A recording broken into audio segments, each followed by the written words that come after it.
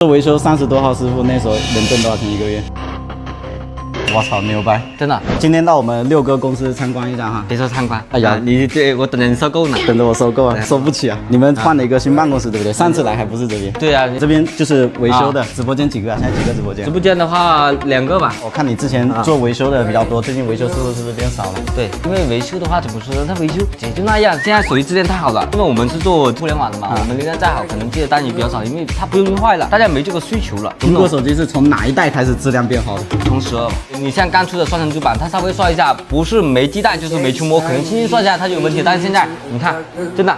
就摔了，螺丝都坏了，它主板是好的。你说你叫我们维修师傅干啥？除非只剩2颗螺丝的修不了，剩下的都能修好。这必须的，我出了名的，剩一个螺丝都能修，但是螺丝都不剩了，咋修嘛？之前你们是有多少维修师傅啊？之前我们巅峰的时候啊，30多号师傅。我操，牛掰！真的，做维修30多号师傅那时候能挣多少钱一个月？说出来吓坏你真的。吓一下，这么庞大的团队，我就跟你们说，30多号师傅以前就是怎么做的？看着一顿操作猛如虎，哎，挺开心的。今天挣的钱可能也挺多，然后一到月底一算账，我操，给完房租电费没了，大家要赔点钱没了。那时候 iPhone 7的时候，是不是很多同行搬着一筐一筐的机子来修？真的，货车拉过来的。六哥，你是从什么时候开始转型做二手机居多的？22年我才真正开始进入这个二手机内部。之前那个时候看到你做的视频，还大部分是做维修的。对，而且我看你当时维修的内容特别火，你是怎么想着去转二手机的？我就是因为我特别火，我已经达到那个高点了，但是还是一样接不了多少单，然后也挣不到多少钱。不赚钱啊，不挣钱，真的不挣钱。现在整个行业的话，就相当于已经发生了很大的改变，订单就已经很少。对，外加你觉得维修跟二手机比较大的有哪些不同？我就跟你这么讲吧，如果说我维修的话，我一天接50单，可能我要准备最少20个师傅才能做得了这50单的维修单，可能甚至更多。但是如果说我卖机的话，我卖50单，可能我2个人就够了，就是交付更容易一点。对，然后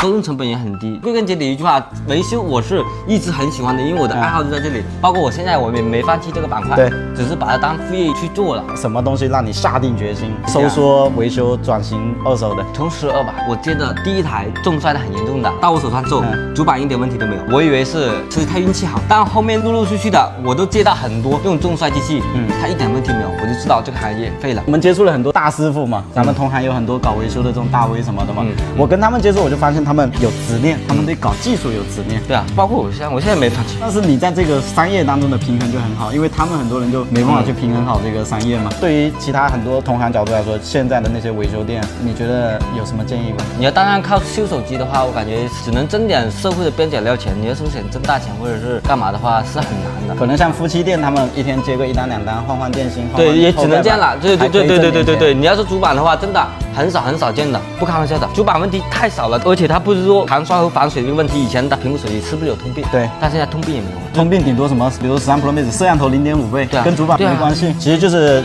整个手机它做工的工艺已经提升到一个新的台阶了。我六哥比较牛逼的一点是什么？他之前做维修做的非常的辉煌，现在转到卖二手机也很屌。就是擅长的人做很多的事情的时候，他即使去转型做一件新的事情，他往往也是会成功的。所以很多人会说，哎呀，我选错了赛道啊。有时候确实是选错了赛道，但是呢，你在这个赛道里边如果能做得好，你转型到一个新的赛道也能做得成功。但如果你在现有这个赛道做的话，就很多做维修的单都接不了几个，转型做二手机，那往往可能也不太行。我运气好，赶上了这个风波，实力强，没有运气好。所以最后给大家建议是，维修好好坚持，还是说该转型的转型？可以做，肯定是可以做的，只是说，比如说夫妻店，你应该多元化，关于手机的你都可以做，比如说卖机回收都可以做，而不是死磕在一个维修做者上。之前维修还能接到很多同行订单嘛，因为是靠华强北这种资源去挣，但是前几年这种事情比较好做，这几年的话就大家都卷，所以好像归根结底到最后，不管是你还是我们，好像赚的都是流量的钱啊。